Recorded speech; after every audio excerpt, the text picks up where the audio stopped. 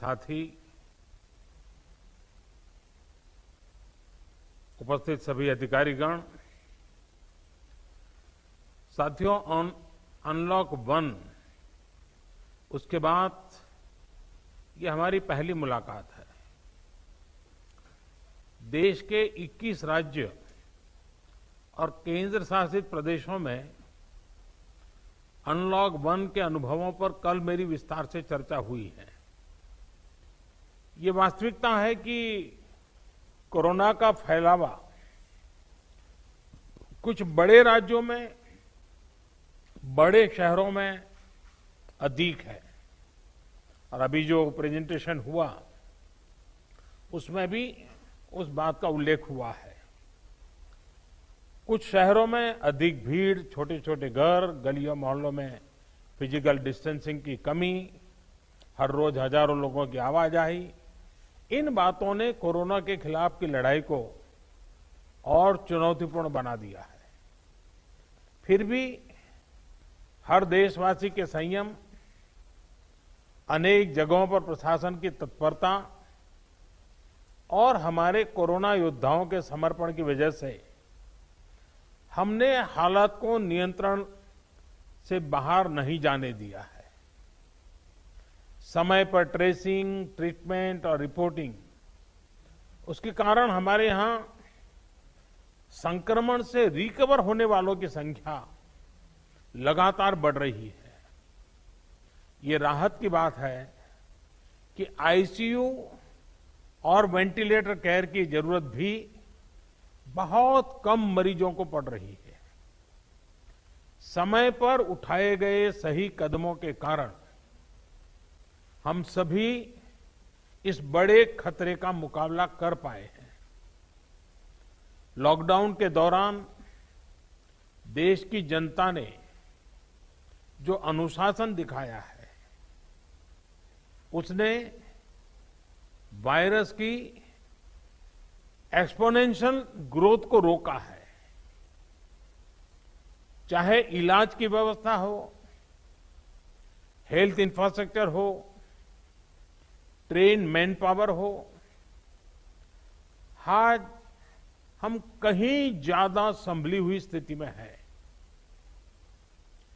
आप भी इससे परिचित हैं कि सिर्फ 3 महीने पहले पीपीई के लिए, डायग्नोस्टिक किट्स के लिए सिर्फ भारत में ही नहीं, दुनिया के अनेक देशों में हाहाकार मचा हुआ था। भारत में भी बहुत लिमिटेड स्टॉक था, क्योंकि हम पूरी तरह से इंपोर्ट पर डिपेंडेंट थे।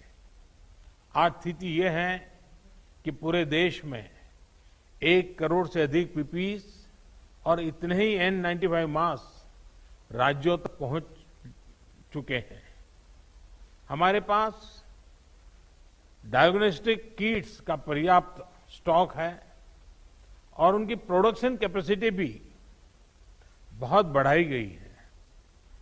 अब तो पीएम केयर्स फंड के तहत भारत में ही बने वेंटिलेटर्स की सप्लाई भी शुरू हो चुकी है। आज पूरे देश में कोरोना की 900 से ज्यादा टेस्टिंग लैब है, लाखों कोविड स्पेशल बेड है, हमारे क्वारंटीन और आइसोलेशन सेंटर्स हैं और पेशेंट्स की सुविधा के लिए पर्याप्त ऑक्सीजन की सप्लाई भी है। लॉकडाउन के दौरान लाखों की संख्या में ह्यूमन रिसोर्स को ट्रेन किया गया है। सबसे बड़ी बात, आज देश का हर नागरिक इस वायरस के प्रति पहले से ज्यादा सचेत हुआ है, जागरूक हुआ है। ये सब कुछ राज्य सरकारों के सहयोग से, स्थानीय प्रशासन के दिन रात काम करने की वजह से ही संभव हो पाया है। साथियों, कोरोना के खिलाफ लड़ाई में जीत का विश्वास दिलाने वाली इन बातों के बीच हमें health infrastructure, information systems, emotional support और पब्लिक पार्टिसिपेशन, इसी तरह निरंतर बल देना होगा। साथियों, कोरोना के बढ़ते हुए मरीजों की संख्या को देखते हुए हेल्थ इंफ्रास्ट्रक्चर का विस्तार करना, हर जीवन को बचाना हमारी सर्वोच्च प्राथमिकता होनी चाहिए। ये तभी होगा जब कोरोना के प्रत्येक मरीज को उचित इलाज मिलेगा। इसके लिए हमें टेस्टिंग पर और अधिक बल देना है ताकि संक्रमित व्यक्ति को हम जल्द से जल्द ट्रेस और ट्रैक और आइसोलेट कर सकें। हमें इस बात का भी ध्यान रखना है कि हमारी अभी की जो एग्जिस्टिंग टेस्टिंग कैपेसिटी है उसका पूरा इस्तेमाल हो और निरंतर उसको एक्सपांड भी किया जाए।